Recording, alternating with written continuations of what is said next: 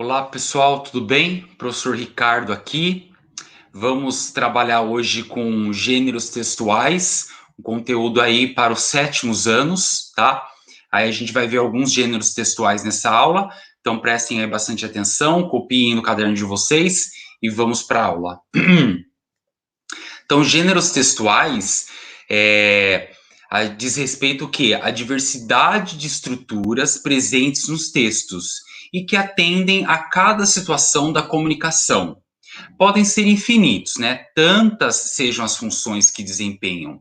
Porém, cada gênero se iguala a outro em seu papel principal, que é comunicar. A gente até já fez uma aula aqui, tem aí disponível, né?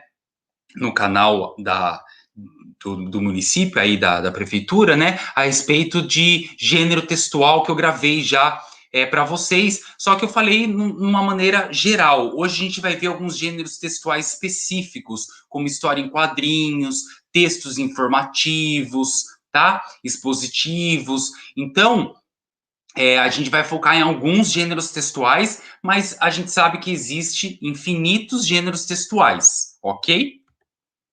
Então, os gêneros textual, cada gênero textual possui uma estrutura específica que permite melhor identificá-lo. Aqui, hoje, nessa aula, analisaremos melhor a história em quadrinhos, os textos informativos, os expositivos de outras áreas e os textos normativos em geral, beleza? Vamos começar então pela HQ, que é a nossa história em quadrinho. É um gênero textual bem definido e de fácil percepção. Utiliza-se de linguagem verbal e não verbal e tem como principal característica o uso de quadros, tendo ainda variantes a depender do número de quadrinhos utilizados pelo quadrinista e do público a que se destina. Então é bem fácil identificar a história em quadrinhos, porque pelo desenho, pela própria imagem, a gente já sabe qual gênero textual se trata. Às vezes a gente não precisa nem ler, só de ver a gente já sabe, né? Olha a Turma da Mônica aí, famoso.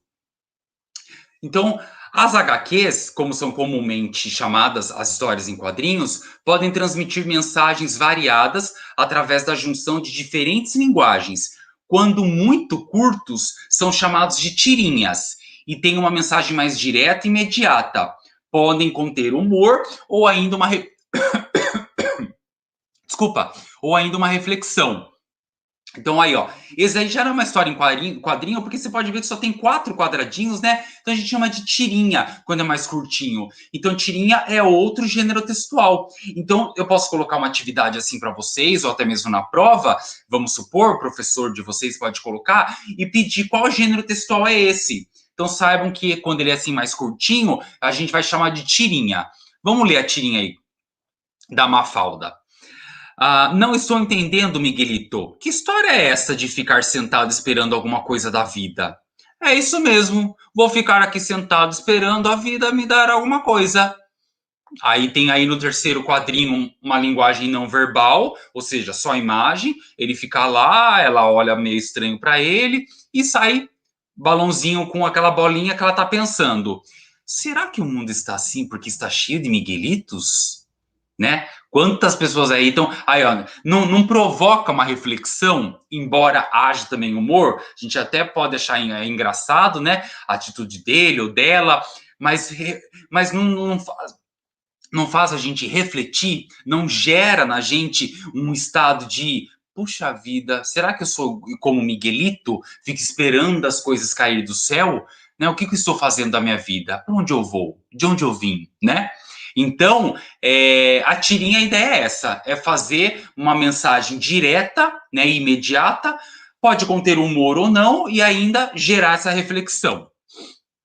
Tirinha, né, que é o gênero textual também. Mais um. Me mostre um gatinho fofo e desagradável. Na verdade, eles estão conversando aí, só que como o bichinho, né, o animal, não fala, então a gente crê que eles se comunicam por pensamento. Então, por isso que nesse balão é bolinha indicando, né? Porque não é aquele, quando é a setinha, é porque a pessoa está falando, né? Quando tem aquela setinha. Mas a setinha a gente usa para o ser humano. Quando é para coisas, objetos e animais, e você quer colocar ele como falante, então você coloca essa, como se fosse o pensamento dele falando, né? Porque o bichinho não fala. Então tá aí. O Garfield falando: me mostre um gatinho fofo e desagradável, que eu te mostro um buraco na porta. Aí o outro gatinho fala, pensa, né, onde? Aí, ai que absurdo, jogou ele longe. Olha que agressividade do Garfield. O Garfield é estressado, bravo. Então aí não tem muito, não há muita reflexão, né? É mais humor mesmo e é só mais para divertir, digamos assim. Não tem muita reflexão aí. Mas a gente sabe que o Garfield é assim mesmo, sisudo, bravo. Então outra tirinha. Mãe, o que. Ah lá, a setinha agora, porque é ser humano que tá falando. Mãe, o que é esse tal de efeito estufa? Dizem que os poluentes que lançamos no ar irão reter o calor do Sol e derreter as calotas polares. Claro que você já vai ter batido as botas, mas eu não. Que belo planeta vocês estão deixando para mim, hein? Aí a mãe. Isso vindo de um moleque que quer ir de carro a qualquer lugar mais longe que um quarteirão. Ei, não me falaram nada sobre as calotas polares, tá? Aí, já mudou, né? Tava tão preocupado com o meio ambiente, mas para carro, para baixo, para cima, e mal ele sabe que um dos maiores causadores do efeito estufa, além das queimadas, né? Por isso que não pode queimar, porque além de poluir, ele faz com que esse efeito estufa fique lá no nosso ar, não evapore, não suma nunca, a gente fica com essa poluição. O carro também, né? O motor do carro lá, a fumaça, o combustível queimando. Então, ele daí já muda, né? Ou seja, tem essa reflexão que eu acabei de fazer com vocês na tirinha, e ao mesmo tempo humor, porque, nossa, como mudou de rápido, né? Do primeiro quadrinho para o último, já não quer mais nem saber do assunto, já mudou. Então, a história em quadrinhos aí, as HQs, né, podem ou não ter humor, e ainda podem ser definidas como arte sequencial, por possuírem desenhos em sequência que narram uma história. Para ler uma HQ, é necessário interpretar imagens, relacionar as palavras, quando houver, e perceber relações de causa e efeito. Então, olha uma HQ aí do Snoopy, acho que é o Snoopy esse, do Snoopy com o Piu Piu. Acho que é Snoopy e Piu Piu. Se não me falha a memória, é o Snoopy e o Piu Piu. É que é o amiguinho dele, né? É linguagem não verbal, ou seja, não tem fala, né? Não tem balãozinho nenhum. A linguagem é totalmente não verbal. Para isso, o que a gente vai fazer? Interpretar cada imagem. Vamos lá, juntos? Olha na primeira imagem. Ele pega na mão do Piu Piu lá, amiguinho dele, e sai. Aí o Piu Piu faz um sniff. Aí ele pega, olha para a caixinha de correio, olha para o piu-piu, pega o piu-piu e coloca o piu-piu em cima da caixinha de correio.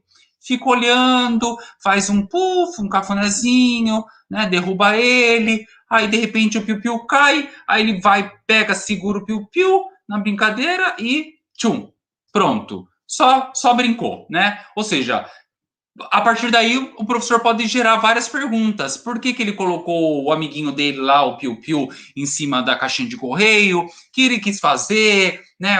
Foi cosquinha? Foi brincar de tentar derrubar ele e pegar ele? Né? Ou seja, várias interpretações, cada um pode ter uma. Então, essa é a importância da gente saber fazer interpretação, porque às vezes não tem uma linguagem verbal e a gente precisa interpretar a linguagem não verbal, que são só de imagens, né?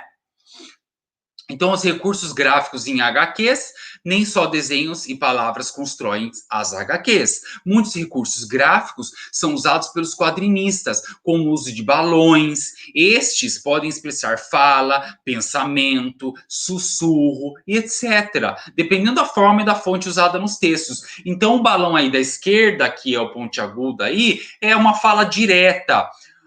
O da direita que é a nuvenzinha com as bolinhas, é de pensamento, né? Então, cada balãozinho também tem a sua característica. Se a gente não souber o significado, a sua característica, a gente também não consegue interpretar uma tirinha, uma história em quadrinho. Então, é muito importante a gente saber para que qual a função desses recursos gráficos nas HQs, tá bom? Então, a história em quadrinho, os quadrinhos estão por toda parte e servem tanto para entreter quanto para veicular mensagens. Por ser uma linguagem de forte apelo visual, os quadrinhos chegam a um público maior e mais diversificado. Mônica aí, né? Que no caso não é da Turma da Mônica, que tem aí exemplos de histórias em quadrinhos da atualidade. Bem interessante também. Elementos característicos das histórias em quadrinhos, então a localização dos balões. Então a gente viu que os balões representam diferentes expressões. Sua localização indica ainda a ordem em que ocorrem as falas, seguindo o costume ocidental, ou seja, nossa aqui do Ocidente, né? Que a gente tem o Ocidente aqui, né? América do Sul, Estados Unidos, aí tem a Europa também pega, aí tem o Oriente, que é mais lá para, né, do mapa, né? Tem os Emirados Árabes, a Afeganistão, o Oriente fica mais para aquele lado. Dá uma olhada lá no globo, que vocês vão ver. Aqui tá a gente, para cá a Europa tá aqui em cima, que ainda é o Ocidente, aí para cá já começa o Oriente, então tem essa diferença, então por isso que a gente fala Ocidente, tá? Então, de cima para baixo, da esquerda para a direita, existem ainda os mangás, né, que possuem essa ordem invertida, vindos da cultura oriental. Então, na cultura oriental, é diferente nos mangás, porque os mangás vieram de lá, da cultura oriental. Então, aí já muda a forma dos balões. Então, para isso, a gente tem que compreender da onde que vem esses elementos característicos dos balões, para que a gente entenda quando faz parte do nosso, né, do Ocidente ou do Oriente. Sinais de pontuação e onomatopeias, muito importante os sinais de pontuação. Temos uma aula também sobre isso aqui, que eu já fiz para vocês, tá? Dá uma olhada lá na minha playlist, né, aí no site da prefeitura, que tem lá várias aulas minhas, né, inclusive sobre outros gêneros textuais, aula sobre pontuação, sobre figuras de linguagem, que entra aí onomatopeia. Ah, eu não sei o que é. Assiste essa aula lá de pontuação, figuras de linguagem, mesmo que esteja, de repente, 8º ano, aula do 9º ano, não tem problema. Se eu estou falando aqui, pode ir lá e assistir, tá? Não tem problema, porque é um conteúdo da língua portuguesa, do 6º ao 9º, que a gente acaba vendo coisa de 6º, às vezes no 8º, pessoalzinho do 9º tá vendo coisas que vocês do 7º estão vendo agora, e aí a gente retoma um pouco no 9º. Então, a língua portuguesa, a gente sempre acaba vendo ela desde que a gente começa no 6º ano até o 3º colegial. Muitas coisas que eu estou aqui ensinando para vocês, estou fazendo esses vídeos, vocês vão ver lá na frente, não só aqui no 7º ano. Então, pessoalzinho aí do 7º, assiste lá a aula de pontuação, aula de gênero textual, figuras de linguagem, que vocês vão aprender bastante. Mas assistam mesmo, tá? Então, aí os sinais de pontuação reforçam o quê? Sentimentos e dão expressividade ao texto. Então, sinais de pontuação e onomatopeias. As onomatopeias dão movimento ao texto. Ah, o que é onomatopeia? É uma figura de linguagem que emite o som das coisas, né? Então, por exemplo, uma mulher andando de salto. Qual é o barulho? Toque, toque, toque, toque, toque, toque, toque. Por exemplo, isso é onomatopeia. É o som que sai do salto da mulher quando ela anda, né, no asfalto, no chão. Ah, e qual é o som do trovão? Brum, brum. Por exemplo, tá? Que eu não sou muito bom de sons. Da porta. Pum. Quando aí você leva um soco. Pum. Por exemplo. Então, esses sons a gente chama de onomatopeia. Então, em geral, eles podem ser reforçados por recursos gráficos, como negrito, letras tremidas, ou de fontes diversas. Ó, o cabum, quando explode alguma coisa, né? Vamos supor lá que a bruxa tá fazendo lá um feitiço naquela panela lá, esqueci o nome, aquela panela grande, esqueci o nome, mas tem um nome, não é uma panela grande que fala. E aí, tem lá, acontece lá a explosão, né, do feitiço dela, aí aparece assim, cabum! Só que quando a gente tá lendo, né, uma história em quadrinho, uma tirinha, não tem como a gente visualizar, assim, só aquilo, sem, porque não tem o som. Então, a onomatopeia é ótima, foi criada justamente para isso, para que a gente possa transmitir esse som, sem ter o som, na verdade, através da onomatopeia. Beleza? Textos informativos, então aí é outro gênero textual, né, que tem como principal objetivo informar, transmitir conhecimento, dados, conceitos a respeito de algum tema ou assunto. É objetivo e geralmente em prosa. Podem ser considerados textos informativos, os textos jornalísticos, livros didáticos da escola, anúncios e propagandas, né? Então, aí, uns exemplos de textos informativos. A prevenção é a única arma contra a doença, né? Então, aí a gente vê aí uma imagem, né, de uma propaganda, de repente, a respeito aí da dengue, que inclusive vocês vão participar, né? Aí que vai ter o projetinho aí de um gênero textual que vocês, de cada ano, né, é um gênero textual, e vocês vão criar, né, o seu texto aí informativo dentro do seu gênero textual, para que faça esse trabalho que a gente está desenvolvendo aí desse projeto, né, da dengue no nosso município. Então, aqui, ó, tem um exemplo claro de um texto informativo, né? Exemplos de textos informativos, né? Nome com aí o peixe-boi, ou seja, quando a gente vai num zoológico, vai num museu, sempre tem aquelas plaquinhas, né? De quem é aquele quadro, que animal é esse, olha lá, peixe-boi, nome comum, seu habitat, alimentação. Isso é um exemplo de um texto informativo.